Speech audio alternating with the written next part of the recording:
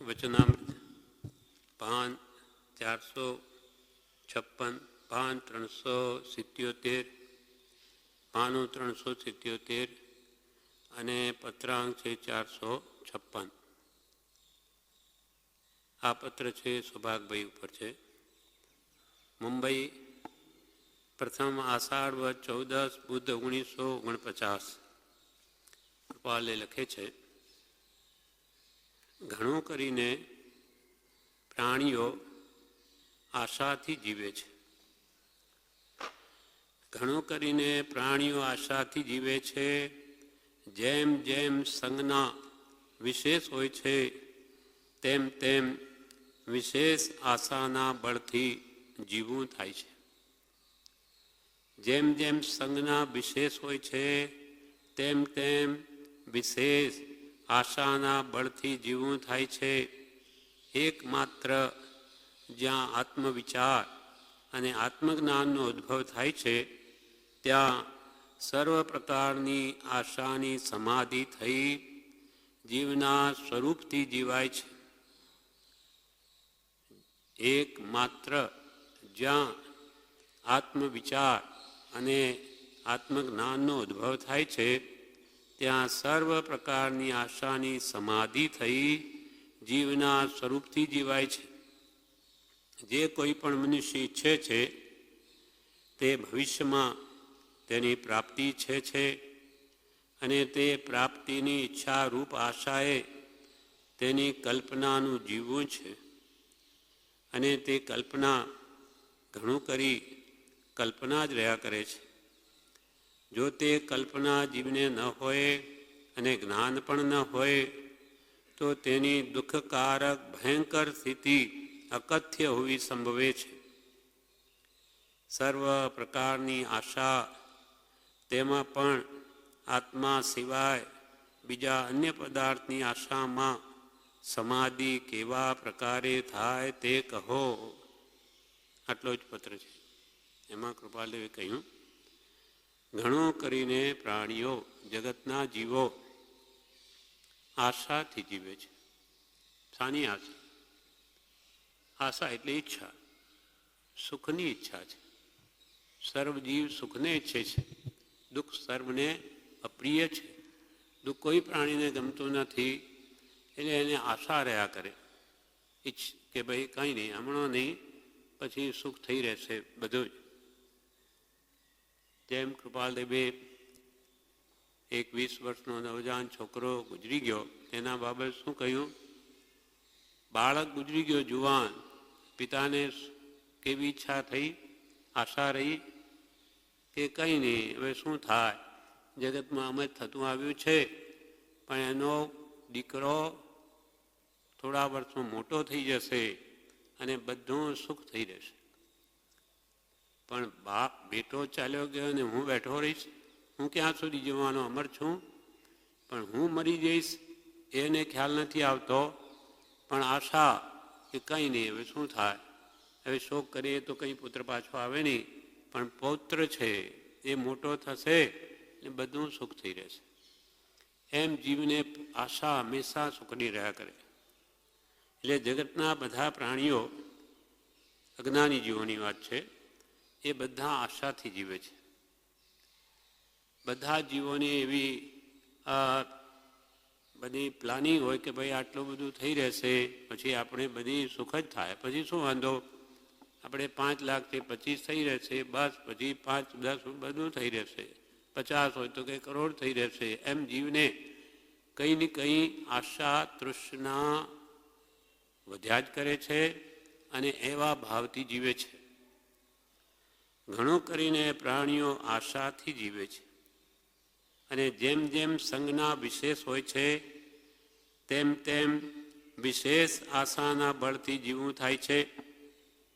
સંજ્ઞા, આહાર સંજ્ઞા, ભય સંજ્ઞા, મૈથુન સંજ્ઞા, પરિગ્રહ સંજ્ઞા, એ જેને જેટલા પ્રમાણમાં વિશેષ હોય છે તેમ તેમ તે વિશેષ આશાના બળથી જીવવું થાય છે.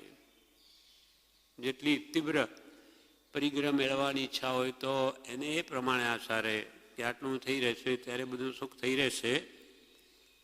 આમ જેમ જેમ સંજ્ઞા વિશેષ, પ્રત્યેક જીવને સંજ્ઞા હોય છે. સંજ્ઞા એટલે સંસ્કાર. એકેન્દ્રિય જીવ હોય, બેન્દ્રિય હોય, 3 ઇન્દ્રિય હોય, 4 ઇન્દ્રિય હોય, 5 ઇન્દ્રિય, બધા જીવોને સંસ્કાર તો છે જ. જેમ કે આ ઝાડપાન છે, હવે તો એકેન્દ્રિય છે, એને કોઈ મન નથી, એને બીજી ઇન્દ્રિયો પણ નથી, માત્ર આ સ્પર્શ ઇન્દ્રિય છે, શરીર છે. પણ એની પણ અંદર આ સંજ્ઞાઓ એમાંય હોય છે. પરિગ્રહ સંજ્ઞા જો એની પણ વિશેષ હોય એ જીવની, ઝાડના મૂળ જીવની, તો એ પણ જ્યાં કંઈ દાટેલું હોય તેમાં મૂળિયાને વાળીને રહે. ત્યાં મૂળ એમાં એ જે કંઈ પણ નીચે દાટેલું હોય તો તેના મૂળિયા એને ચારે બાજુ ફરી વળે. તો કે એ શું જાણે? પણ એની સંજ્ઞા, સંસ્કાર એ પૂર્વના જે હોય તો એને પરિગ્રહ સંજ્ઞાને લઈને ત્યાં પણ એ સંસ્કાર કામ કરે છે અને ત્યાં પણ એ ધન ઉપર પોતાના મૂળિયા વાળીને રહે છે. એક કુમારપાલના સમયની વાત આવે છે કે કુમારપાલ રાજા જંગલમાં ગયા હતા. ત્યાં એમણે એવું જોયું કે એક ઉંદર દરમાંથી સોનામોહર બહાર કાઢે. 1 કાઢી, 2 કાઢી, 4 કાઢી, 8 કાઢી, 18 સોનામોહર બહાર કાઢી અને ઉછાળે અને બસ રાજી થાય. કુમારપાલ રાજાને થયું કે આ ઉંદરને શું કામની, એ મોહરોને શું કરશે? એટલે એણે લઈ લીધી કે કોઈને પણ એનું કંઈ પણ વસ્તુ લાવીને અથવા દાન કરીએ તો કોઈ મનુષ્યને તો કામ લાગે, એને શી જરૂર છે? એણે જે બી લઈ લીધી અને ઉંદર બહાર આવીને જોયું કે એકે મોર છે નહીં. તો કે છે તરફડીને મરી ગયો. આ જોઈ કુમારપાલ રાજાને થયું કે આ શું આવું થઈ ગયું? અરે મને એવી ક્યાં ખબર હતી? પછી એના પ્રાયશ્ચિત રૂપે એ એક વિહાર, ધર્મશાળા બંધાવે છે. એનું નામ શું આપે છે? મૂષક વિહાર. મૂષક એટલે ઉંદર. એ મારા નિમિત્તે પાપ થયું, બિચારો મરી ગયો, એટલે આખો એ ધર્મશાળા એની જે કિંમત થઈ મોરોની એ બંધાવીને પણ એ પ્રાયશ્ચિત રૂપે એણે આવું કર્યું. હવે ઉંદરને એમાં કંઈ નથી, પણ પૂર્વના સંસ્કાર છે એટલે એમાં એને આનંદ થાય છે. એમ જ્ઞાનીઓ કહે છે, કૃપાલે કહે છે, જેમ જેમ સંજ્ઞા વિશેષ હોય છે એટલે સંસ્કાર જેટલા ગાઢ હોય છે તેમ તેમ વિશેષ આશાના બળથી જીવવું થાય છે. એકંદરી તેને તે પ્રમાણે ઈચ્છા, બેન્દ્રીની વધારે તાકાત હોય તો 3, 4, 5 મન રહિત પંચેન્દ્રી, મન સહિત પંચેન્દ્રી, એમાં ઢોર પશુ હોય અને મનુષ્ય હોય. મનુષ્યની આશા વિશેષ હોય છે. કેમ? તો કે એને મન છે.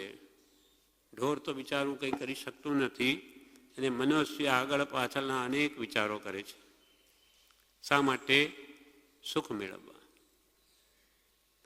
એટલે જેમ જેમ સંજ્ઞા કૃપાલ કે વિશેષ હોય છે તેમ તેમ વિશેષ આશાના બળથી જીવાય છે કે મને મળશે ભવિષ્યમાં. આજે નથી, પ્રયત્ન કરું છું, મને વિશેષ સુખ મળશે એમ માનીને જીવે છે. પણ એકમાત્ર જ્યાં આત્મવિચાર અને આત્મજ્ઞાનનો ઉદ્ભવ થાય છે ત્યાં સર્વ પ્રકારની આશાની સમાધિ થઈ જીવના સ્વરૂપથી જીવાય છે. જ્યાં આત્મવિચાર જેને ઉદ્ભવ્યા હોય, જેવી યોગ્યતા આવી હોય, તો જ્ઞાની પુરુષના બોધ બળે એની તૃષ્ણા પણ ઘટી શકે છે, ઓછી થઈ શકે છે. એ મારે શું કરવું છે, વિશેષનું કંઈ પ્રયોજન નથી. એમ જે જ્ઞાની પુરુષના બોધ વડે આત્મવિચાર કરે તો પણ તૃષ્ણા નિર્બળ થઈ શકે છે.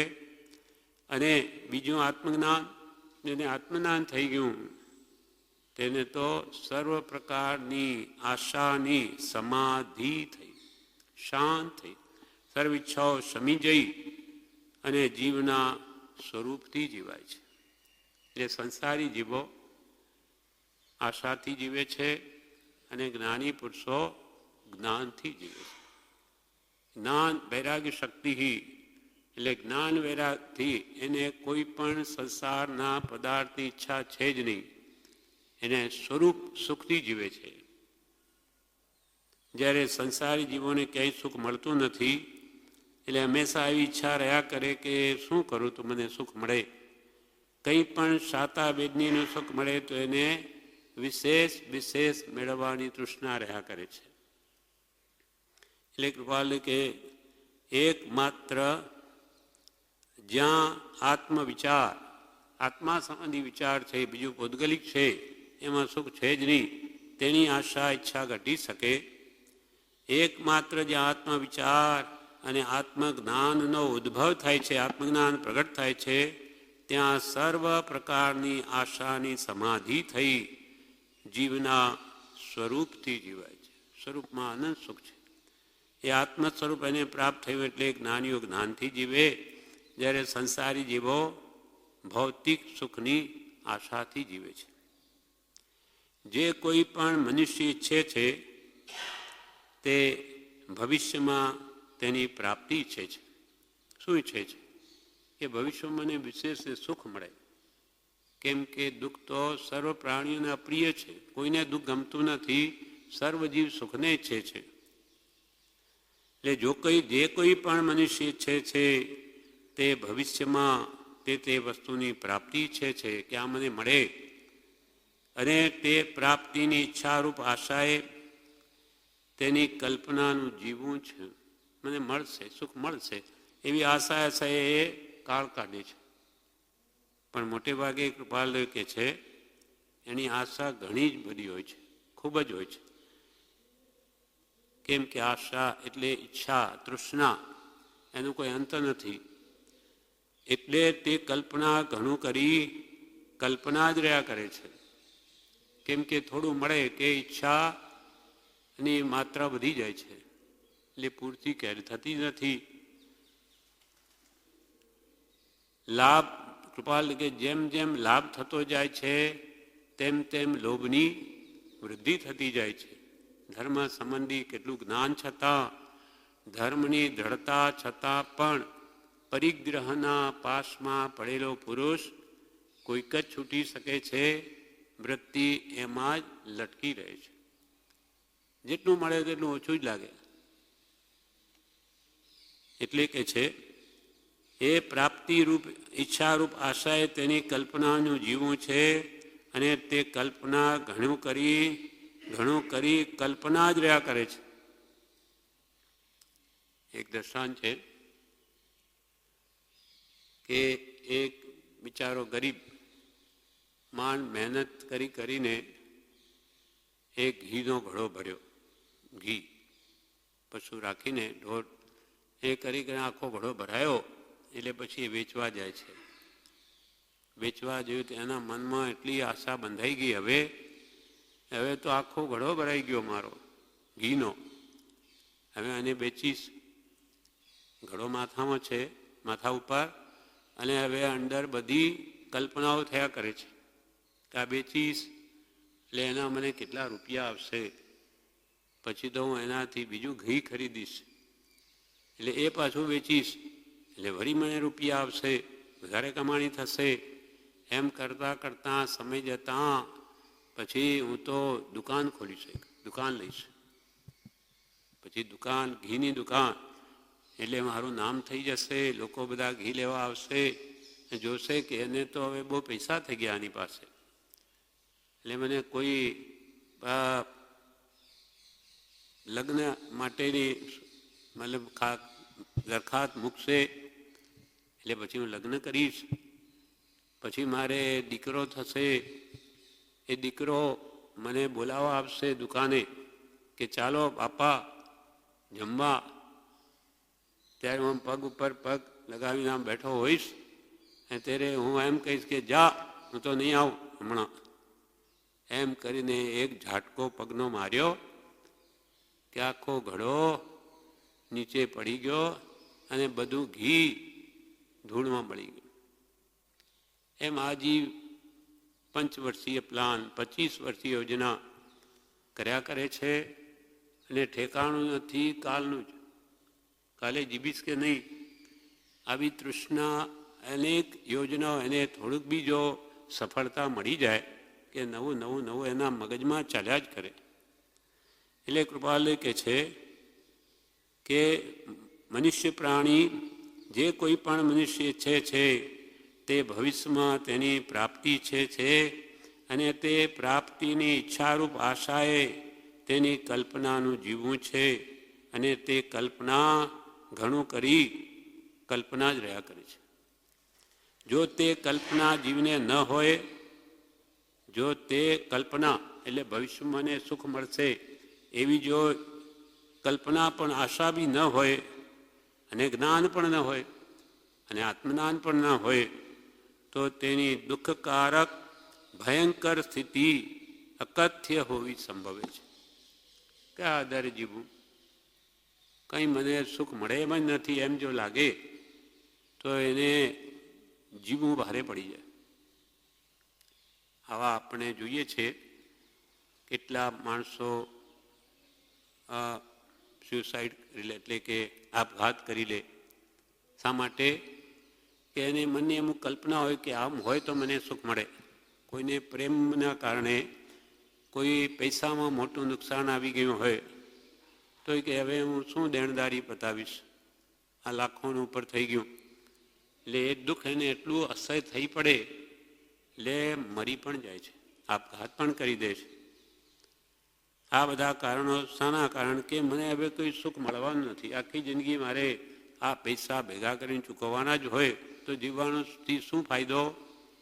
અને મોહ રાગ પણ કોઈના પ્રત્યે થઈ જાય અને અત્યંત તીવ્ર આસક્તિ થાય અને એ કાર્ય સિદ્ધ ન થાય તો પણ આપઘાત કરી લે છે.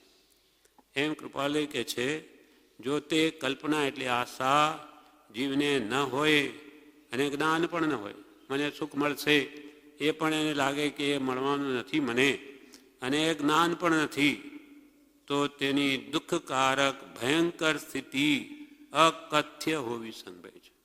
કંઈ પણ નહીં શકાય એટલે કે મરી પણ જાય એવી સ્થિતિ હોવી સંભવે છે.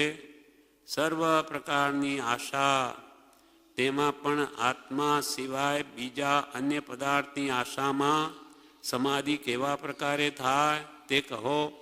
સૌભાગભાઈને પૂછે છે કૃપાલદેવ કે સર્વ પ્રકારની આશા, સંસારી જીવોને અનેક પ્રકારની ઈચ્છાઓ હોય છે, તેમાં પણ આત્મા સિવાયની, એટલે આત્મામાં શાંતિનું સુખ છે એ એને ખબર નથી, એ સત્પુરુષ મળ્યાથી જાણતો નથી.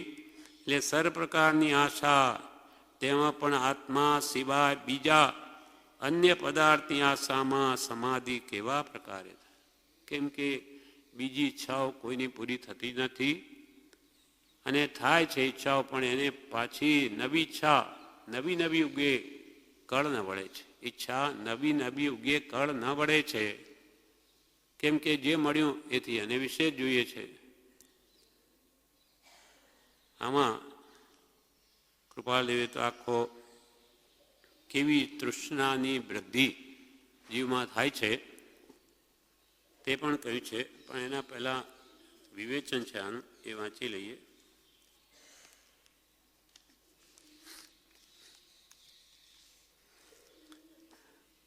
વચનામૃત વિવેચન પાનું 135, પત્રાંક 455નું વિવેચન. પૂજ્યશ્રી કહે, જેને આત્મિત સમજાયું છે ને, પત્રાંક 456, આશા કે ઈચ્છા એ બધા મનના કામ છે. આશા કે ઈચ્છા એ બધા મનના કામ છે. જેને મનનો વિશેષ વિકાસ થયેલો હોય તેને આશા વિશેષ હોય છે. આપણો પંચેન્દ્રિયમાં મનનો પૂર્ણ વિકાસ છે. બાકી એકેન્દ્રિય, બેન્દ્રિય, ત્રણેન્દ્રિય, ચોરેન્દ્રિય શું તો મન જ નથી. વિચારનું કારણ મન છે. પંચેન્દ્રિયને હોય, ઢોરો પણ પંચેન્દ્રિય છે પણ એટલો વિકાસ નથી આપણો જેટલો. એટલે જેને મનનો વિશેષ વિકાસ થયેલો હોય તેને આશા વિશેષ હોય છે. અને મન વગરના જીવોને આહાર, ભય, મૈથુન અને પરિગ્રહ એ 4 સંજ્ઞાઓ તો હોય છે. એ તો બધા જીવોને હોય. એ કેન્દ્રીય જેમ આ ઝાડ છે, આ ઝાડપાન એ પણ જમીનથી રસ ચૂસે છે, એટલે ખાતર નાખે વગેરે એ કરે છે. એમ એને પણ આહાર સંજ્ઞા છે, એને પણ ભય સંજ્ઞા છે. આપણને ખાસ ખ્યાલ નથી આવતો, પણ એક લજવંતી નામની વનસ્પતિ એ જોયેલી છે, અને આપણે આમ આંગળી અડાડીએ તો આમ એકદમ સકુડાઈ જાય. અને એવા એવા આ વનસ્પતિકાના જીવો છે જંગલમાં કે માણસ પાસે હોય તો એને આખો નાખો ચૂસી લે પકડીને. એવા પણ ઝાડો છે શાસ્ત્રોમાં કહે. એ એટલે આહાર સંજ્ઞા અને એનું લોહી ચૂસી લે. એમ મન વગરના જીવોને આહાર, ભય, મૈથુન અને પરિગ્રહ એ 4 સંજ્ઞાઓ હોય છે. એકેન્દ્રીને હોય, બેન્દ્રીને હોય, 3 હોય, 4 મનુષ્યને તો હોય છે. અને આપણને છે એટલે આપણને ખ્યાલ આવે. અને જેને મન વિશેષ છે તેને વિશેષ પ્રમાણમાં હોય છે. તેની આશા સ્પષ્ટ નથી કોની, એકેન્દ્રી બેન્દ્રી જીવોની. એની આશા કેવી આપણને કંઈ ખ્યાલ આવતો નથી. એટલે કે છે કે તેની આશા સ્પષ્ટ નથી, પણ છે. મનુષ્ય ભાવમાં મનનો વિકાસ વગેરે વધારે હોય છે, તેથી ભવિષ્યના અને ભૂતકાળના પણ વિચાર કરે છે. આપણી બુદ્ધિ વિશેષ છે એટલે આપણે ભૂતકાળમાં પણ જે થઈ ગયું એના પણ વિચારો કરીએ, અને ભવિષ્યમાં શું થશે, શું કરવું એના પણ વિચારો કરીએ. એટલે તેથી ભવિષ્યના અને ભૂતકાળના પણ વિચાર કરે છે. આગળ પાછળના એને ઘણા વિચારો આવે છે. ભવિષ્યકાળની પહેલાંથી ફિકર કરે છે. હવે ભવિષ્યમાં શું થશે પણ પહેલાંથી એ ચિંતા કરવા લાગે, અને એને અનઅવસર આર ધ્યાન કહે છે. હજુ અવસર જ નથી આવ્યો, એના પહેલાં તો કેટલી ચિંતા અને આર ધ્યાન. પછી આમ થઈ જશે તો શું, તેમ થઈ જશે શું કરીશું, કેન્સર થઈ ગયું શું કરીશું, હવે થશે કે નહીં થશે. પણ પહેલાંથી એને એવા થોડીક બે બીમારી આવી હોય તો એવા પણ વિકલ્પો થવા લાગે. ભવિષ્યકાળની પહેલાંથી ફિકર કરે છે. જેમ સંજ્ઞા વધારે હોય તેમ એની આશા પણ લાંબી હોય છે. જેમ સંજ્ઞા વધારે હોય તેમ એની આશા પણ લાંબી હોય છે. મનનો વિશેષ વિકાસ મનુષ્યને હોય છે. આપણું મન વધારે ડેવલપ છે એટલે મનુષ્યનો વિશેષ વિકાસ, મનનો વિશેષ વિકાસ મનુષ્યને હોય છે. જેમ મનને વિષયો વધારે મળે તેમ તેમ વિશેષ તોફાન કરે છે. જેમ જેમ પ્રાપ્તિ થાય તેમ તેમ વિશેષ મેળવવાની ઈચ્છા થયા કરે છે. કૃપાલદેવ એમ કે છે કે કોણ જાણે લક્ષ્મીમાં કેવી એ વિચિત્રતા રહી છે. લક્ષ્મી છે ધન, પૈસા. કોણ જાણે, કૃપાલ કે કોણ જાણે, એટલે કેવી વાત કરી. કોણ જાણે લક્ષ્મી આદિકમાં કેવી એ વિચિત્રતા રહી છે કે જેમ જેમ લાભ થતો જાય છે તેમ તેમ લોભની વૃદ્ધિ થતી જાય છે. ધર્મ સંબંધી કેટલું જ્ઞાન છતાં, ધર્મ સંબંધી કેટલું જાણે છતાં પણ, ધર્મ સંબંધી કેટલું જ્ઞાન છતાં, ધર્મની દ્રઢતા છતાં પણ પરિગ્રહના પાશમાં પડેલો પુરુષ કોઈક જ છૂટી શકે છે. વૃત્તિ એમાં જ લટકી રહે છે. પરિગ્રહરૂપી પાશ, જાળ, એમાં જે ફસાયેલો માણસ નીકળવું બહુ અઘરું છે. પરિગ્રહના પાશમાં પડેલો પુરુષ કોઈક જ છૂટી શકે છે. વૃત્તિ એમાં જ લટકી રહે છે. લટકી રહે એટલે કે આ 12 મહિના આટલું થઈ જાય પછી આપણે છોડી દઈશું. ફરી 12 મહિના બીજા ગયા એટલે આમ બીજું કારણ ઊભું થાય. હવે આ પ્રસંગ આવ્યો, ચાલો હજુ 12 મહિના જવા દો, પછી આપણે છોડવાનું જ છે ને, આપણે ક્યાં એમાં રહેવાનું છે. એમ કરતાં કરતાં એને એક એક એવા કારણો ઊભા થયા જ કરે આખી જિંદગી પૂરી થઈ જાય અને આત્માર્થ કરવાનું રહી જાય. એટલે કૃપાલે કે કોણ જાણે શું છે આ લક્ષ્મી આદિકમાં કેવી વિજેતા, કેટલો એને રાગ છે જીવને અનાદિની પરિગ્રહ સંજ્ઞા, કે એને ભેગું કરવાનું જ મન થાય. આપણીને જ્ઞાનીઓમાં અંતરાજ છે, જ્ઞાની ત્યાગમાં સુખ માને છે, જ્યારે આપણે ગ્રહણમાં સુખ માને. આપણને મળે વિશેષ તો આનંદ થાય, પણ ખર્ચાઈ જાય ઓછું થાય તો આનંદ નહીં થાય. એમ એ પણ કૃપાલે કહ્યું કે મોટો ચક્રવર્તી રાજા, હવે એના ઘરે ઓછું છે, 6 ખંડનું રાજ્ય છે. મોટો ચક્રવર્તી રાજા, તે પણ બધતા વૈભવ અને પરિગ્રહના સંકલ્પમાં પ્રયત્નવાન છે અને મેળવવામાં સુખ માને છે. એને પણ મળે તો આનંદ થાય, એ તો આપણને અનુભવ છે. એટલે આપણને કંઈ મળે તો સુખ થાય, ઓછું થાય એ ગમે નહીં.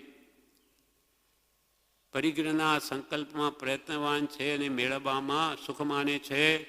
પણ અહો કૃપાલ કે અહો આશ્ચર્ય છે, પણ અહો જ્ઞાનીઓએ તો તેથી વિપરીત જ સુખનો માર્ગ નિર્ણિત કર્યો કે કિંચિત માત્ર પણ ગ્રહવું એ જ સુખનો નાશ છે. હવે આપણીને જ્ઞાનીને ક્યાં મેળ બેસે? આપણે તો આખી જિંદગી મોટા ભાગે બધા જીવો ભેગું કરવામાં રાજી છે, મને મળે વિશેષ, પણ કરીશ શું? કૃપાલ કે વ્યવહાર પૂરતું હોય, આજીવિકા સુખે ચાલતી હોય તો વિશેષ મેળવવાનું પ્રયોજન શું? કેમ કે જેટલું મળશે તે બધું અહીંયા જ મૂકીને જવાનું છે, સાથે તો આવવાનું નથી. પણ ભેગું કરવામાં રહેલી મમતા મોહ એ આપણને આગળ સાથે આવશે. એ મમત્વ ભાવ એ આપણની ગતિ બગાડી નાખે. આરંભ પરિજ્ઞની વૃત્તિમાં જીવજો એને મનથી કાઢવા ન કરે તો બધા ગુણસ્થાનક પણ એને લઈને જ રોકાય. 506માં પત્રમાં કહ્યું તેમ મતિશ્રુત અવધિ મનપર્ય કેવળના એ બધા સાને લઈને આવરાયા તો આરંભ પરિગ્રહથી બધામાં એની વાત કરી. પાછું કે કેવી રીતે મતિ જ્ઞાન નિર્મળ થાય તો કે આરંભ પરિગ્રહથી નિવૃત્તિએ. શ્રુત જ્ઞાન કેમ ઉપજે તો કે આવર પરિગ્રહથી નિવૃત્તિએ. બધું એના ઉપર જ ભાર મૂક્યો. આરંભ પરિગ્રહની નિવૃત્તિ ઉપર જ્ઞાનીએ આપેલો ઘણો ભાર. તજ તજ બંને પરિગ્રહો આરંભ ઝટ નિવાર, પરિહર પરિહર મોહ તું કર કર આત્મવિચાર. નિષ્કારણ કરુણા કરી સંત કરે પોકાર, અગ્નિ આરંભ પરિગ્રહ બળી મરશો નિર્ધાર. પહેલાં તો આ વસ્તુ પર ભાર મૂકવા માટે પ્રજ્ઞાવૃદ્ધમાં બ્રહ્મચારી કેવું લખ્યું? તજ તજીની તજ તજ વધારે એમ્ફાસ એટલે કે વધારે એને ભારપૂર્વક કહેવા માટે તજ તજ બંને પરિગ્રહો. બંને પરિગ્રહ એટલે બાહ્ય તો ધન ધાન્ય સોનું રૂપું વસ્ત્ર આભરણ એ બધું બાહ્ય પરિગ્રહ છે. સ્ત્રી પુત્રાદિ બધો બાહ્ય પરિગ્રહ. અને અંતરંગ કસાય ભાવો વિષયોની લાલસા અથવા મોહની કર્મનો 28 પ્રકૃતિ પરિવાર એ બધો અંતરંગ પરિગ્રહ છે જે જીવને પકડી રાખે. પરી એટલે ચારે બાજુથી ગ્રહ એટલે પકડે. તજ તજ બંને પરિગ્રહો આરંભ ઝટ નિવાર, હિંસાના કામો જલ્દી છોડી દે. આરંભ ઝટ નિવાર પરિહર પરિહર મોહ તું, મોહને છોડ મોહને છોડ. એને છોડવા માટે શું કરવું? કર કર આત્મવિચાર, આત્માના વિચાર કર. આરંભ પરિથી નિવૃત્તિ લઈને આ આત્મા સંબંધી વિચાર કર. વિચાર તો દરેક જીવ કરે છે, પણ કરો સત્ય પુરુષાર્થ. આત્માને ઓળખવાનો, એની દ્રઢતાનો, શ્રદ્ધાનો એ પુરુષાર્થ કરો. કર કર આત્મવિચાર, નિષ્કારણ કરુણા કરી. જ્ઞાનીઓની અનંતી દયા છે આપણા ઉપર, એટલે અનંતી દયાથી કે છે નિષ્કારણ. એમને કોઈ કારણ નથી. એમને શું લાભ છે? આપણે મોક્ષે જઈએ નરકમાં જઈએ એમને શું છે? પણ નહીં, આ જીવો બિચારા જાણતા નથી બધા સુખી થાય એવી અનંતી દયાથી કે છે, નિષ્કારણ કરુણા કરી સંત કરે પોકાર. પોકાર કરીને કે છે, શું કે છે? સંત કરી કરે પોકાર. અગ્નિ આરંભને પરિગ્રહ કેવા છે? અગ્નિ જેવા, આગ જેવા છે. અગ્નિ આરંભ પરિગ્રહ બળી મરશો નિર્ધાર. જો કે તમે એને નહીં છોડો અને આમાં રહ્યા અને જો મૃત્યુ થઈ ગયું એ ભાવોમાં, તો નરકગતિ થાય. ધ્યાન 4 પ્રકારના છે. આર્ત ધ્યાન, રૌદ્ર ધ્યાન, ધર્મ ધ્યાન અને શુક્લ ધ્યાન. તો જે રૌદ્ર ધ્યાન છે, જે નરકગતિનું કારણ છે, એના 4 કારણો બતાવે. એક તો હિંસાનંદી રૌદ્ર ધ્યાન, એક મૃષાનંદી રૌદ્ર ધ્યાન, ત્રીજું ચોર્યાનંદી રૌદ્ર ધ્યાન અને ચોથું પરિગ્રહાનંદી રૌદ્ર ધ્યાન. બ્રહ્મચારીજીએ મોક્ષમાળા વિવેચનમાં આનો વિસ્તારથી આ વાત સમજાવી છે કે કોઈ હિંસા કરીને આનંદ માને, જેમ કે સૈનિક રાજા, તે ભામાં બૌદ્ધ ધર્મી હતા, એટલે શિકાર બી કરતા હતા. એટલે હરણને જે માર્યું છે એના પછી ખૂબ આનંદ પામ્યા કે હું કેવો શક્તિશાળી, કે આ ઝાડને વિંધીને મારું બાણ એના પેટમાં જઈને વાગી ગયું. ખૂબ હસ્યા, મજા, આનંદ આવી ગયો કે આજે મારી કેવી જીત થઈ ગઈ. એક તો એને બચ્ચું પણ હતું, 2 જીવ મર્યા અને ઉપરથી પાછો આનંદ. હિંસાનંદી રૌદ્ર ધ્યાન, હિંસા કરીને આનંદ માન્યો. હિંસાનંદી એટલે હિંસા આનંદી. હિંસા કરીને આનંદ પામ્યા, એનું ફળ શું આવ્યું? નરક ગતિનો બંધ પડી ગયો. પછી ભગવાન મહાવીર મળ્યા, અરે પેલા અનાથી મુનિ મળ્યા, ત્યારે સંકિત પામ્યા. ભગવાન મહાવીર મળ્યા, ખૂબ ભક્તિ ભગવાન પ્રત્યે, ઘણા ઉપાય કયા કે મને આપ જેવા થાવ, ને પૂછ્યું કે નરક ગતિ, તો આપ જેવા મળ્યા ને મને નરકમાં જવું.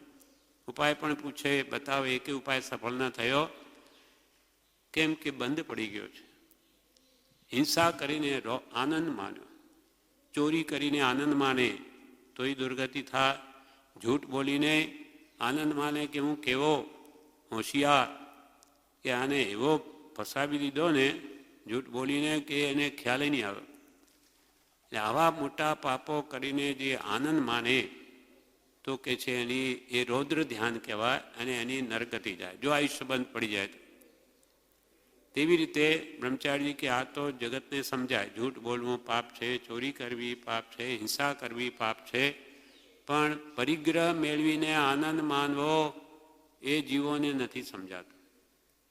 એમ મોક્ષમાળા વિવેચનમાં આ વાત લખી છે ધર્મ ધ્યાનના પાઠમાં, કે પરિગ્રહ મેળવ્યો તો એમાં મેં શું ખોટું કર્યું? તો મેં મારી મહેનતથી મેળવ્યું છે. અને એમાં ખૂબ આનંદ માનતો હોય કે હું કેવો હોશિયાર, આવે છે બધું પુણ્યથી, અને પુણ્ય પરવારે કે બધું જતું રહે. પણ આ જે એમ માને કે હું તો કેવો બહોશ છું, કે જો કેવું મેં મેળવ્યું, એમ માનીને એનો પાછો બહુ આનંદ માનતો હોય, તો એ પણ પરિગ્રહાનંદી રૌદ્ર ધ્યાન છે.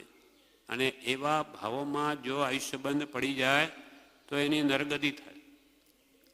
એટલે પરિગ્રહ એટલો બધો ભયંકર છે, એટલે કે તમે તજ બંને પરિગ્રહો, આરંભ ઝટ નિવાર, પરિહર મોહ તું કર આત્મવિચાર.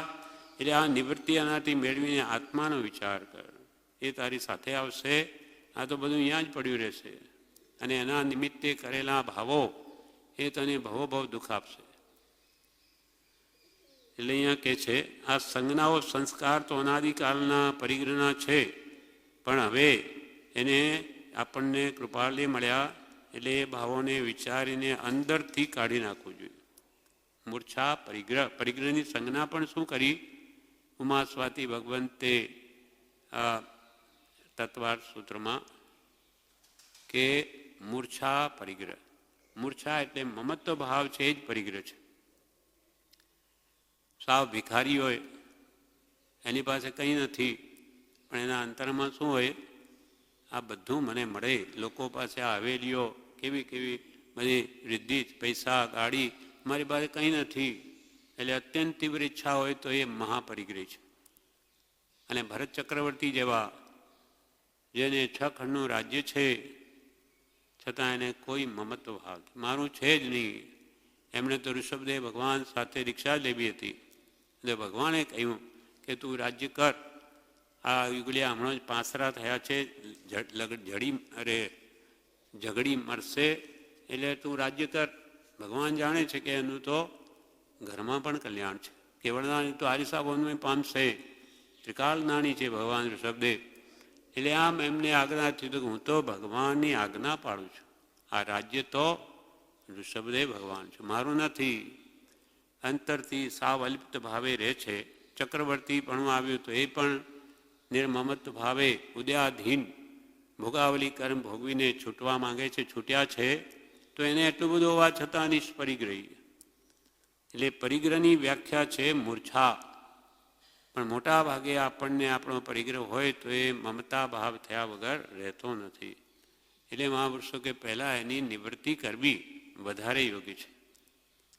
તો આ મન બીજા વિચારોથી છૂટીને આત્મવિચાર કરી શકે.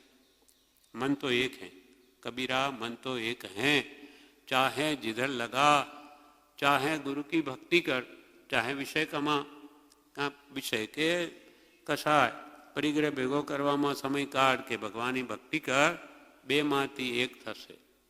મન તો એક છે, એને એ બાજુ લગાડી તો અહીંયા નહીં થાય, અહીંયા લગાડી તો બેને થાય. દૂધ અને દહીંમાં બેમાં પગ નહીં રહી શકે. એટલે ભગવાનની ભક્તિ કરવાના આપણને કહે છે. આ સંજ્ઞાઓ તો આપણને અનાદિની મૂંઝવે જ છે, પણ એનો સ્વરૂપ વિચારી અને એથી દૂર થવા કહે છે. મનનો વિશેષ વિકાસ મનુષ્યને હોય છે. જેમ મનને વિષયો વધારે મળે તેમ તેમ વિશેષ તોફાન કરે છે. બધા સાધન મળે કે પછી વિશેષ મેળવવાની ઈચ્છા થાય. જેમ જેમ સંજ્ઞા વિશેષ હોય તેમ તેમ વધારે આશાઓ બંધાય છે. તૃષ્ણા વધતી ઉલટી ભોગે, જેમ ભોગવે એટલે જેમ ભોગવે તેમ તૃષ્ણાઓ વધે છે. વધારે આશાઓ બંધાય છે, લાંબી થાય છે. એટલે જ ભગવાને આપણી ઈચ્છાઓ આશાઓને ઘટાડવા માટે પરિગ્રહ પરિમાણ નામનું વ્રત ભગવંતે કહ્યું છે કે એથી વિશેષ મેળવવાની પછી ઈચ્છા થતી નથી. સકળ જગત તે એઠવત એવું લાગે અને પૈસો ન હોય તો એની ઈચ્છા ન થાય. કોને? નાનીને. નાની પુરુષોને તો આખું જગત એંઠવાડા જેવું છે. અનંતવાર જે વસ્તુને ભોગવી છે એમ ખાધેલું જેમ એંઠવાડો કેમ હોય એમ નાનીને તો આખું જગત એંઠવાડા સમાન છે. સકલ જગત તે એંઠવત, કેમ કે પ્રત્યેક પૂતગલનો ભોગવટો દરેક આત્માઓ અનેક વાર કરી ચૂક્યો છે. કોઈ એવું પૂતગલ નથી કે જીવે ભોગવ્યો ન હોય. એટલે અઠવાડો છે, વારંવાર એ ભોગવાય છે. એટલે સકળ જગત એંઠવત એવું લાગે જ્ઞાનીને અને પૈસો ન હોય તો એની ઈચ્છા ન થાય. જ્ઞાની પુરુષ આત્મામાં જ સુખ છે એમ એમને લાગે છે. સુખ આત્મામાં છે, સુખ પૈસામાં નથી. એ તો આપણને આજીવિકાનું દુઃખ હોય તો પૈસામાં સુખ ભાસે, પણ એ વિશેષ મેળવવાની કામના છે એ તો જીવની તૃષ્ણા છે. અને તૃષ્ણા જીવને દુઃખી જ કરે, એ કોઈ કાળે સુખી ન કરે. તૃષ્ણાનું વિપરીત ગુણ છે સંતોષ ભાવ. પુણ્ય પ્રમાણે જેટલું મળે એમાં એ સંતુષ્ટ રહે. પછી કોઈને 5,000 મળે, 50,000 મળે, લાખ મળે, 5 લાખ મળે કે 500 જ મળે કે માત્ર પેટ ભરાતું હોય, પણ મનમાં જો એવો સંતોષ હોય કે જે કંઈ પણ મળે છે મારા નસીબ પ્રમાણે મળે છે, એમ સંતોષ ભાવ હોય તો એ જીવ સદા સુખી રહે. અને વિશેષ મેળવનાર તૃષ્ણાવાળો તો કૃપાલ કે નિત્ય ભિખારી.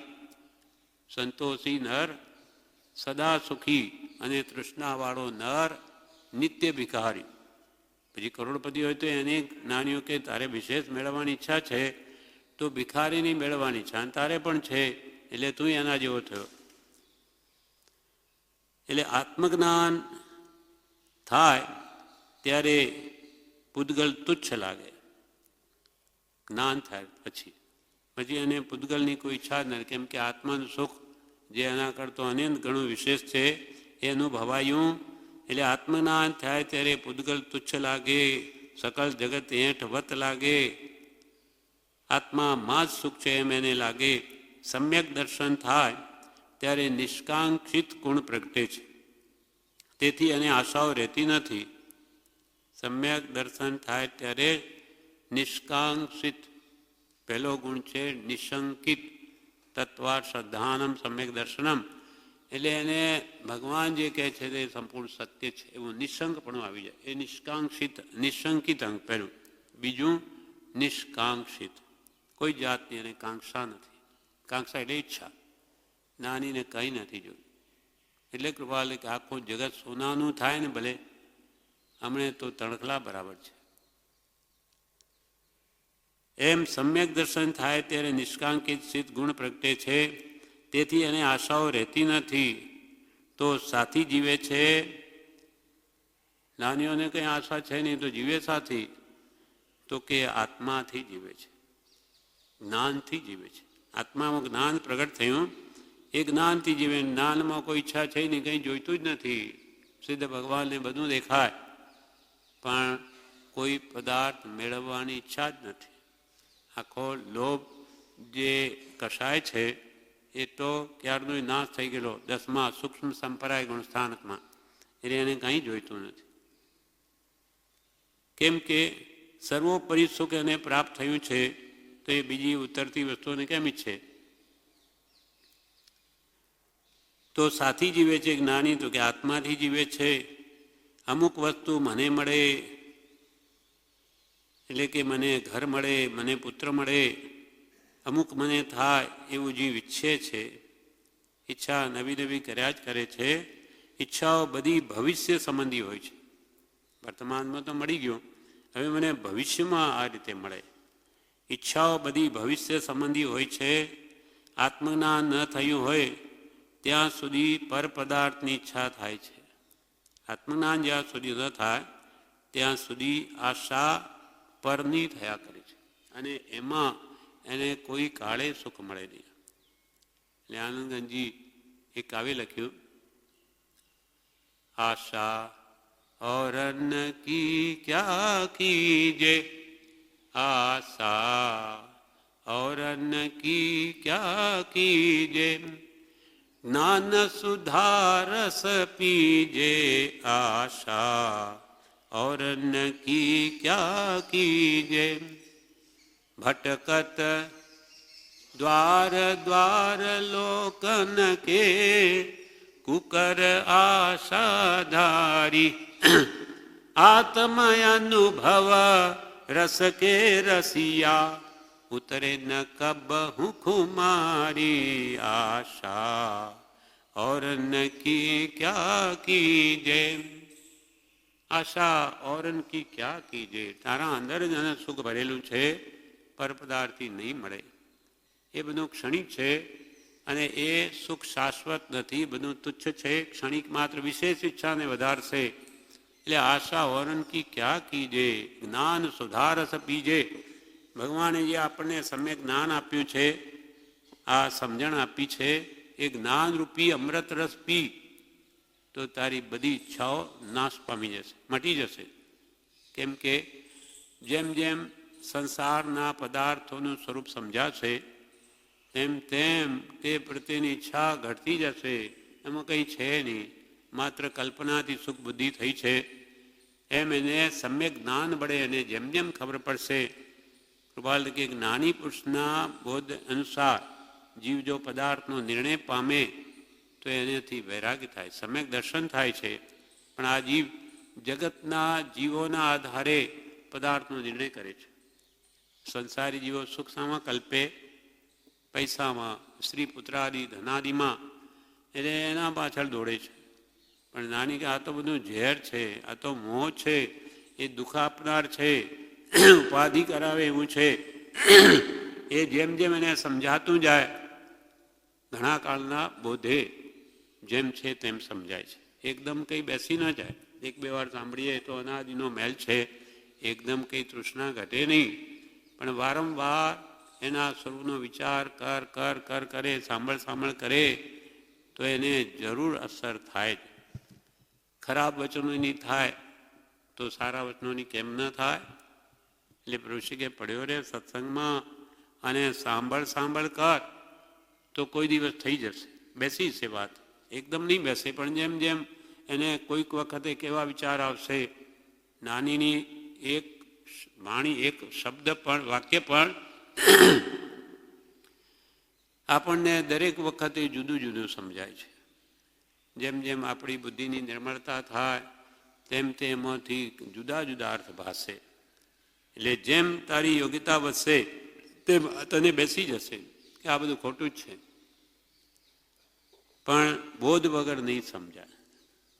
સમજ સાર સંસાર में समझू टाड़े दोष, समझ कर जीवी ગયા અનંતા મોક્ષ. સમજ્યા વગર કોઈ કાળે છૂટે નહીં. સર્વજીવ ભલે સિદ્ધ સમ છે, પણ જે સમજે તે થાય. અને સમજવું કોનાથી? સદગુરુ આજ્ઞા, જીન દશા નિમિત્ત કારણમાં. જીન દશાનું આપણે લક્ષ્ય છે, ભગવાનની કેવળ નામ મેં દશા પ્રગટાવી છે. અને કોનાથી પ્રગટે? કૃપાળદેવ ગુરુ છે, સદગુરુ જ બતાવી શકે કે ખરે કેવળનાથ પ્રગટાવવાનો ઉપાય શું છે. એ બતાવે એટલે એની આજ્ઞાએ જે વર્તે તો એ સ્થિતિને પામે. અને આજ્ઞા નહીં આરાધે, સમજે જ નહીં, કોઈ કાળે નહીં પામે. આમને આમ ચાર ગતિરૂપ ભ્રમણ આપણું ચાલુ જ રહે. અનાદિકાળથી છે ને નહીં સમજે તો હજુ ઊભું જ છે. જે સ્વરૂપ સમજ્યા વિના પામ્યો દુઃખ અનંત. કોણે સમજાવ્યું? સમજાવ્યું તે પદ નમો શ્રી સદગુરુ ભગવાન. આપણા માટે કૃપાલ દેવે આ કાળમાં આપણને, પૂર્વે અનંતા જ્ઞાનીઓ થઈ ગયા, ગૌતમાદિ ગણધરો, સાચા આત્મજ્ઞાની હેમચંદ્રાચાર્ય અનેક થયા, પણ આપણા માટે વર્તમાનમાં કૃપાલદેવ આપણી ભાષામાં સમજાવે છે. એ જીવ સમજે, સમજ્યા પછીનો ક્રમ છે શ્રદ્ધે. સમજવું એ સમ્યક જ્ઞાન છે, પછી સમ્યક દર્શન. તત્વા શ્રદ્ધાનમ સમ્યક દર્શનમ. જે જાણ્યા પછી એને માને શ્રદ્ધે, હા ભગવાન કેમ જ છે, વિચાર કરીને અનેક રીતે તર્કથી પણ એ વાતને બરોબર સમજે, માને. પછી બીજો ક્રમ માન્યતાનો, પછીનો ક્રમ વર્તવાનો, આચરવાનો. તે છે સમ્યક ચારિત્ર. આ વ્યવહાર રત્નત્રય. સમ્યક જ્ઞાન ભગવાન જે આપે, સમ્યક જ્ઞાન છે જે સમજણ આપે એને માને, તે છે સમ્યક દર્શન, વ્યવહાર સંકિત. અને તે પ્રમાણે વર્તન કરવું, તે પ્રમાણે વર્તવું પાછું, નહીં તો કામ નહીં થાય. તે ત્રણેયની એકતા જોઈએ. મૂળ માર્ગમાં કહ્યું, જાણે કોણ છે તું, દેતી બેન જાણ્યું, માન્યું, પણ તે પ્રમાણે કરે નહીં આત્મવિચાર તો પણ પ્રાપ્તિ નહીં થાય. એટલે ત્રણેયની એકતામાં મોક્ષ છે. જાણવું, પછી માનવું. જાણે પણ માને નહીં તો જાણેલું નકામું. માનવા માટે પણ જાણવું જરૂરી છે. કોની શ્રદ્ધા કરે? તત્વ જાણે તો શ્રદ્ધા કરે ને. એટલે કૃપાલદેવ પહેલાં સમ્યક જ્ઞાન મૂક્યું. કારણરૂપ સમ્યક જ્ઞાન જે દેહાતી ભિન્ના આત્મા ઉપયોગી સદા વિનાશ, એમ જાણે સદગુરુ ઉપદેશ સ્થિરે કહ્યું જ્ઞાન તેનું નામ ખાસ. પછી માને, માન્યા પછી તે પ્રમાણે કરે. એ ત્રણેયની એકતા થાય તો શું ફળ આવે? તે ત્રણે અભેદ પરિણામથી રે, જ્યારે વર્તે તે આત્મા રૂપ મૂળ માર્ગ સાંભળો જીનનો રે. તેહ માર્ગ જીનનો પામ્યો રે, કિંવા પામ્યો તે નિજ સ્વરૂપ મૂળ માર્ગ સાંભળો જીનનો રે. મૂળ માર્ગ સાંભળો કોનો? જીનનો. જીનેશ્વર ભગવાન તે તીર્થંકરોએ જે મૂળ માર્ગ બોધ્યો તે સાંભળો. પણ એ કોણ બતાવી શકે? સત્પુરુષ જ બતાવી શકે. જ્ઞાની જાણે છે કે ભગવાનનું શું કહેવું છે એનો આશય. એટલે જ્ઞાનીની આજ્ઞા આરાધીશું તો જ મોડે વેલે એ જીનની દશાને પામીશું. એટલે ગુરુ વગર જ્ઞાન નથી. એટલે કે છે તો કે જ્ઞાની સાથી જીવે આત્માથી જીવે છે. અમુક વસ્તુ મને મળે, અમુક મને થાય એવું જીવ ઈચ્છે છે. ઈચ્છાઓ બધી ભવિષ્ય સંબંધી હોય છે. આત્મજ્ઞાન ન થયું હોય ત્યાં સુધી પર પદાર્થની ઈચ્છા થયા કરે છે. આ જોઈએ તે જોઈએ એમ નવું નવું એને થયા જ કરે છે. રાગ દ્વેષની પરિણતિથી કર્મ બંધાય છે. ઈચ્છાઓ કર્યા કરે એટલે ઈચ્છા માત્ર લોભ છે અને લોભ કશાથી પાપ બંધાય છે. લોહો સર્વ વિનાશણો, લોભ સર્વનાશ કરે છે. એટલે રાગદ્વેષ થાય છે. આપણે પર પદાર્થોમાં ઈચ્છા થાય એટલે મેળવવાની ઈચ્છા થાય. આ સારું છે, આ ખરાબ છે, આ મને ગમે છે, આ મને નથી ગમતું, એમ રાગદ્વેષથી જીવ કર્મ બાંધે છે. તેથી આત્માને ડાઘ પડે છે. કર્મના પોટલા બંધાય છે. કર્મ વર્ણાઓ કર્મરૂપે આવીને આત્મા સાથે ચોંટી જાય છે. એટલે આત્માને ડાઘ પડે છે. એ ધોઈ નાખ્યા વિના છૂટકો નથી. મોક્ષે જવું હોય તો રાગ દ્વેષ અજ્ઞાન એ મુખ્ય કર્મની ગ્રંથ છે. થાય નિવૃત્તિ જેથી તે જ મોક્ષનો પંથ છે. એટલે આ જે રાગદ્વેષના ભાવો જીવે કાઢવા જ પડશે. મોડે વહેલે આજે કે લાખ વર્ષ પછી પણ રાગદ્વેષ છોડ્યા વગર જીવનો આ ડાઘ જાય નહીં અને એનો મોક્ષ પણ થાય નહીં. જન્મથી છૂટી ન શકે. એટલે રાગદ્વેષની પરિણતિથી જીવ બંધાય છે. તેથી આત્માને ડાઘ પડે છે. એ ધોઈ નાખ્યા વિના છૂટકો નથી. હું એકલો જ છું, આત્મા એકલો જ છે એમ એકત્વ ભાવના કરી હોય તેનું મન રોકાય છે. હું એકલો જ છું, આવ્યો એકલો જ છું. અહીંયા આવ્યો ત્યારે, જન્મ્યો ત્યારે એકલો જ આવ્યો. પછી આ બધું મારું મારું કરીને આ બધું ઊભું થયું છે અહીંયાથી. અને અહીંયાથી જશે ત્યારે પણ એકલો જ, કોઈ સાથે નહીં આવે. સ્ત્રી પુત્ર આદિ કોઈને આવે. ધનના ઢગલા હોય તે પડ્યા રહેશે. એકલો ખાલી હાથે જશે અને એ કમાણી કરવામાં કે પુત્ર સ્ત્રી આદિમાં રાગદ્વેષના જે ભાવો કર્યા હશે એના ફળ એને ભોગવવા પડશે. અને પૈસો ધનાદિને કોણ ભોગવશે? બીજા. અહીંયા જે હોય તે ભોગવશે. અને પાપ કર્યા હોય આપણે, ધન ભેગું કર્યું આપણે, એના નિમિત્તે 18 પાપસ્થાને સેવ્યા હોય એનું પાપ આપણે ફળ ભોગવવાના. અને ધન વળી બીજા જ ભોગવશે. જો એને સારા માર્ગે ન વાપરે તો ધનની 3 ગતિ છે. દાન, ભોગ, નાશ. તૃતીયા ગતિર્ભવંતી વિત્તસ્ય ये न ददाति न भुक्ते तस्य तृतीया गतिर्भवति. ધનની 3 ગતિ: દાન, ભોગ ને નાશ. આપણે કાં તો ઉત્તમ કામોમાં દાન કર્યું હોય આપણી શક્તિ પ્રમાણે તો એ આપણી સાથે આવ્યું, એ ધન સાથે આવ્યું. તેમ કેમ કે પુણ્યબંધનું કારણ જે ઊભા કર્યા હોય એ નિમિત્તે જે પુણ્ય બંધ આપણને થાય તે ત્યાં પણ એનું ફળ મળે છે. કોઈ મંદિર કે જ્ઞાન કે કોઈ પણ ભોજનાલય કે આપણે માનો કે ધર્મશાળા, ક્યાં બી કોઈ મુમુક્ષોને સુખ ઉપજવા 7 ક્ષેત્ર કયા છે એમાં જે દાન થયું તો એ દાન આપણે તો ચાલ્યા જઈએ પણ એનો જ્યાં સુધી એ પૈસો એમાં વપરાય ત્યાં સુધી આપણને એનો ભાગ મળે છે. એમ નાનીએ કહ્યું, કોઈ હિંસાનું કારખાનું આપણે ઊભું કરીને ગયા હોઈએ તો એ કારખાનું જ્યાં સુધી ચાલે ત્યાં સુધી આપણને એમાં જે હિંસા થાય એનો ભાગ મળે છે. તો કે હું તો મરી ગયો પણ આ ઊભું તે કરેલું કરણ કરાવણને અનુમોદન સરીખો પણ નિપજાય. એમ શું વાત હતી? હા, ધનની 3 ગતિ. દાન, દાનની આ વાત થઈ. પછી બીજો માનો કે દાન કરવાની શક્તિ ન હોય અથવા શક્તિ પ્રમાણે કરે. બીજું છે ભોગ. આપણી જરૂરિયાત પ્રમાણે આપણે આજીવિકા માટે કે કોઈ કુટુંબ હોય કે કોઈ મુમુક્ષો એને ભોગમાં ઉપયોગમાં લે. જેટલી જરૂરિયાત હોય વ્યસનોમાં ના વાપરે, પણ જરૂરિયાત પોતાની સ્થિતિ પ્રમાણે જીવે. મોટો શેઠ હોય અને પછી એ ફાટેલા કપડાં પહેરતો હોય તો એને શોભે નહીં. એની સ્થિતિ પ્રમાણે રહેવામાં જ્ઞાનીઓએ ના નથી કહી, એને ભોગવે. પણ દાન પણ ના આપે, ભોગવે પણ નહીં, તો એ પૈસાનું શું થાય? નાશ. એના માટે નાશ છે. એ પોતે બધું મારી મૂકીને મરી ગયો, એટલે આપ મુએ ડૂબ ગઈ દુનિયા.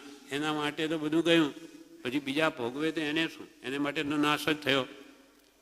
પણ એ ભોગવે છે પછી પણ શું? એ જે એના નિમિત્તે કરેલા ભાવો તે બધાના ફળ એને ભોગવવા પડે છે. સમય પાકે એના ફળ ભોગવવા પડે. એટલે આ ધનની 3 ગતિ છે. એટલે અહીંયા શું કહ્યું?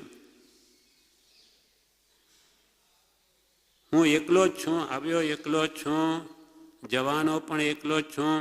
એમ એકત્વ ભાવના કરી હોય તેનું મન રોકાય છે. બીજાની પાસેથી એને સારું કહેવરાવવું છે તેવું માન અંદર પડ્યું છે. તેથી જીવ બીજાની ફિકર કરવા જાય છે. કંઈક આશાથી જીવ પુરુષાર્થ કરે છે. એટલે કે હું આ બધું ભેગું કરીશ ને તો મને લોકો શેઠ કહેશે, માન આપશે. દુનિયામાં જો કે એમ જ છે. પૈસા ન હોય તો કોઈ ભાવ પણ નહીં પૂછે. કોણ છે? એક શેઠની વાત આવે. એક શેઠ હતા મોટા, એટલે બધા જ એમને મળે જાય, જાણે શેઠ છે, કોઈ દિવસ આપણને જરૂર પડે તો કામ લાગશે. પણ પાપનો ઉદય આવ્યો ને બધું ધન ચાલ્યું ગયું. એટલે હવે શેઠ બજારમાં કે બહાર ફરે ને કોઈ એનું સામુય જોતું નથી. હવે શું કામનું? બધું દેવાળું નીકળી ગયું. એટલે એકવાર પૂછ્યું શેઠને, કોઈ ભાઈ કેમ છો? તો કે ભાઈ હવે તો હું સિદ્ધ ભગવાન જેવો છું. સિદ્ધ ભગવાન જેવો. કેમ? કેવી રીતે? તો કે સિદ્ધ ભગવાન જે ઉપર બેઠા છે ને એ તો બધાને જોઈ રહ્યા છે, પણ સિદ્ધ ભગવાનને કોઈ જોતું નથી. આપણે બધા સિદ્ધ ભગવાન જોઈ શકે નથી જોઈ શકતા. એટલે હવે હું બધાને જોઉં છું, પણ મને કોઈ જોતું જ નથી. કેમ કે હવે હું ધનની ખાલી થઈ ગયો છે. વ્યવહારમાં તો એમ જ છે, પૈસાને તો કોઈ ભાવ ન પૂછે. પણ નાની શું કહે છે કે આ બધા આરંભ પરિગ્રહ ભેગું કરીને શા માટે ભેગું કરે? એના 2 કારણ છે.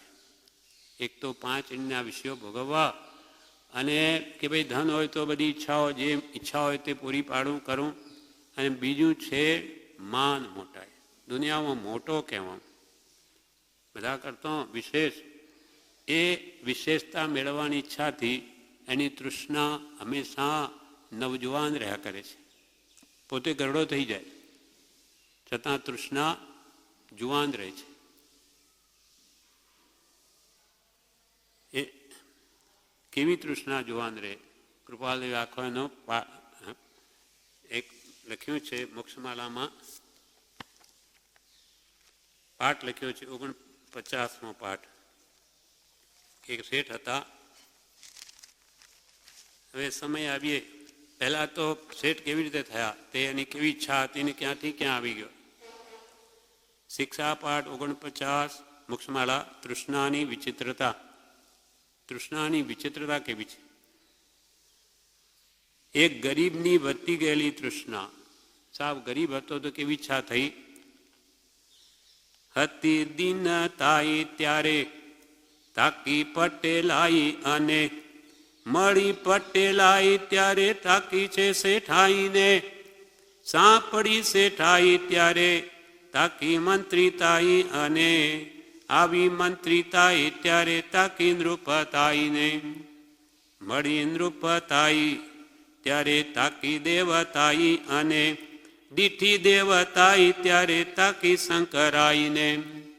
અહો રાજચંદ્ર માનો માનો શંકરાઈ મળી, વધે તૃષ્ણાઈ તો એ જાય ન મરાઈને. હતી દીનતાઈ. દીન એટલે ગરીબાઈ એ વાત છે. ગરીબ હતો ત્યારે કે હું ગામનો મુખિયો થઈ જાઉં, પટેલ. પટેલ એટલે ગામનો મુખિયો. પૈસા ન હોય પણ મુખીઓ ગણાય, એટલે કે એવો થઈ જાઉં તો બસ. એટલે પટેલ થઈ ગયો, મુખીઓ પણ બની ગયો. મળી પટેલાઈ ત્યારે તાકી છે શેઠાઈને. તાકીનો મિનિંગ બ્રહ્મચારી કર્યો તીવ્ર ઈચ્છા, એનું નામ તાકવું. તાકી છે શેઠાઈને. હવે પટેલ થયો તો હવે તો શેઠ થઈ જાવ તો સારું.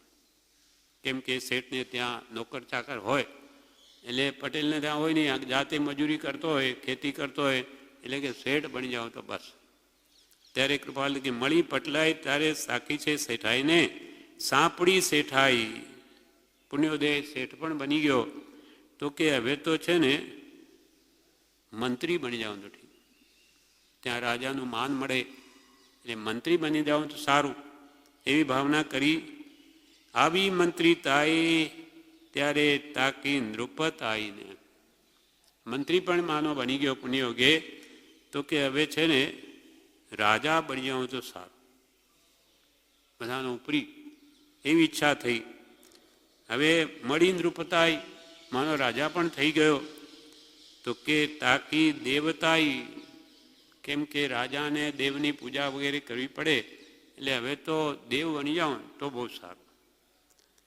દીઠી દેવતાઈ ત્યારે તાકી શંકરાઈને. શંકરાઈ એટલે મહાદેવ, શંકર એટલે મહાદેવ, દેવોનો પણ દેવ બની જાઉં. ઇન્દ્ર બની જાઉં સારું. દેવ થાવું તો પાછી ઇન્દ્રની આજ્ઞામાં રહેવું પડે, એટલે ઇન્દ્ર જ બની જાઉં તો સારું. અહો રાજચંદ્ર, માનો માનો શંકરાઈ મળી. વધે તૃષ્ણાય તોય જાય ન મરાઈને. તૃષ્ણા છતાં કે વધતી જાય છે, એ મરતી નથી. 234 પાન ઉપર પણ કહ્યું છે, ઈચ્છા વગરનું કોઈ પ્રાણી નથી. વિવિધ આશાથી તેમાં પણ મનુષ્ય પ્રાણી રોકાયેલું છે. ઈચ્છા આશા જ્યાં સુધી અતૃપ્ત છે ત્યાં સુધી તે પ્રાણી અધોવૃત્તિવત છે. ઈચ્છાઓ આશાઓ જે મળે તેમાં સંતોષ માને તો સુખ, પણ સંતોષ ન થાય જે મળે એમાં, તો કે છે ત્યાં સુધી તે પ્રાણી અધોવૃત્તિવત છે. અધોવૃત્તિ એટલે હલકી વૃત્તિવાળો છે. શુભમ ચક્રવર્તી પુણ્યશાળી છે. 6 ખંડ હતા પણ ઈચ્છા આસાની થઈ 12 ખંડની, તો એ હલકી વૃત્તિ છે. એવા હલકી વૃત્તિવાળો જીવ પછી અધોગતિમાં જાય છે. ઈચ્છા જયવાળું પ્રાણી ઉર્ધગામી વત છે.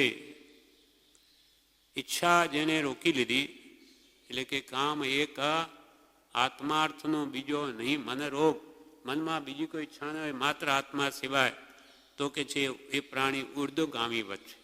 એટલે કે તે ઉન્નતિની શ્રેણીએ ચડતો જાય છે.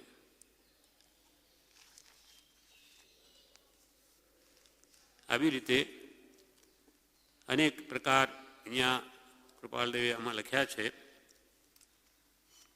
એટલે ઈચ્છા સંતોષ સાથી નથી, ભલે મરવા પડી ગયો હોય ને તો એની પેલું શું થયું કે ભાખ્યું, હવે ટાઢી માટી થાય તો ઠીક, ભાઈને હાથને હલાવી ત્યાં તો બુઢે સૂચવ્યું કે બોલ્યા વિના બેસ, તારી બાળ ચતુરાઈને મને મરવાનું કે.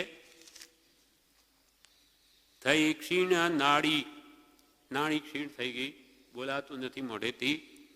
નાડી ક્ષીણ થઈ આવા ચક જેવો રહ્યો પડી. જીવન દીપક પામ્યો કેવલ ઝંખાઈને.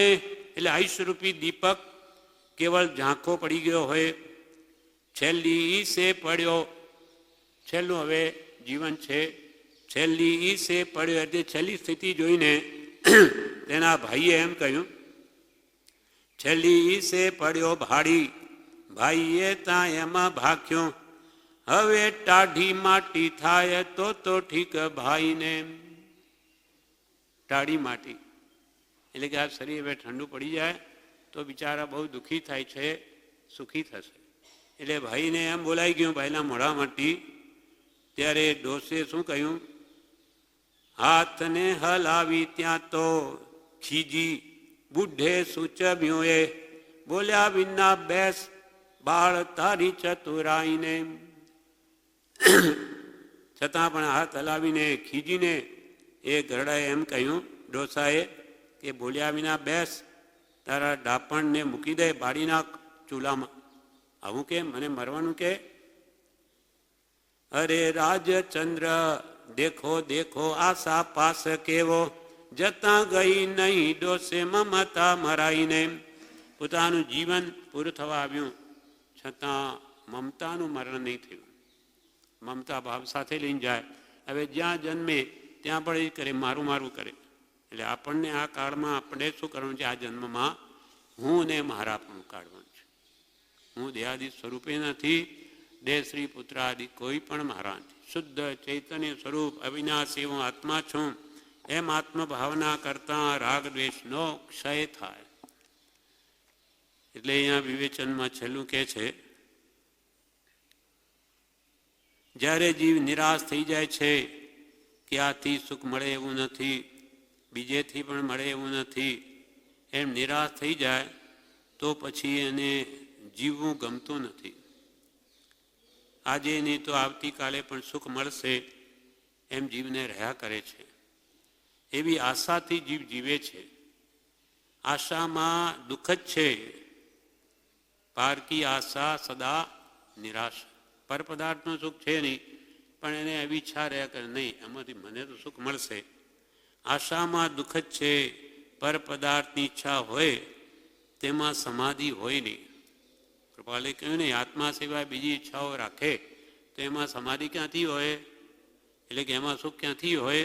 કેમ કે સુખ પર પદાર્થમાં છે કે નહીં, સુખ ગુણ તો આત્માનો છે. પર પદાર્થની ઈચ્છા હોય તેમાં સમાધિ હોય નહીં. સુખી થવું હોય તો પર પદાર્થથી વૃત્તિ ઉઠાવી આત્મકલ્યાણની ભાવના કરવી. સુખી થવું હોય તો પર પદાર્થમાં સુખ બુદ્ધિ છે તે ઉઠાવી લઈ. સુખ પરમાં નથી, સુખ આત્મામાં છે એમ વિચારીને આત્મકલ્યાણની ભાવના કરે તો એ કાળે કરીને સુખી થઈ જાય. બાકી આશાઓથી કોઈ કાળે જીવ સુખી ન થાય. આ પ્રમાણે આ પત્રાંક 456 અને એનું વિવેચન પણ પૂરું થયું. વિશેષ આગળનો પત્રાંક આવતીકાલે.